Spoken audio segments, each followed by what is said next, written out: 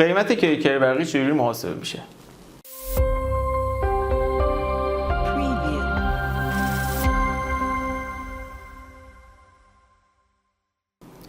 درود، نسیمیم، مدیر و مسئول تیم فنی کهربادور. برای اینکه قیمت کرکر رو بتونیم در بیاریم چند تا آیتم نیاز داریم. اول اینکه ما چه مدل کرکری میخوایم. کرکرمون میخوایم ضد سرقت باشه، میخوایم زیبا باشه یا میخوایم فقط یه جایی بپوشونه. مدل‌های مختلف هست، متریال‌های مختلف هست که تو ادامه مبحث به تک تکشون میرسیم. اول از نوع تیغمون، تیغ آلومینیومی میخواد بشه، فولادی میخواد بشه، پلیکربنات میخواد بشه، گالوانیزه باشه. اینا خودشون وزن‌های مختلف دارن، باز کیفیت‌های مختلف دارن که قیمتشون مشخص میشه. به عنوان مثال ما یه دهنه‌ای داریم که میخوایم بدونیم آقا این کرکری که شما میخوای برام بزنی، من یه دهنه مغازه دارم 3x4 چند در میاد.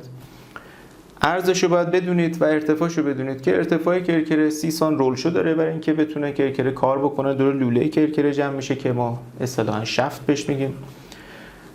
اون ارتفاع رو به دست میاریم، ضرب در عرضمون میکنیم، میشه مساحتی که داریم. مساحتمون ضرب در متریالی که میخوایم استفاده کنیم. به عنوان مثال تیغ آلومینیومی حدود 600,000 تومان رو در نظر بگیریم. یه دهنه 10 متری 6 میلیون پول تیغمون میشه.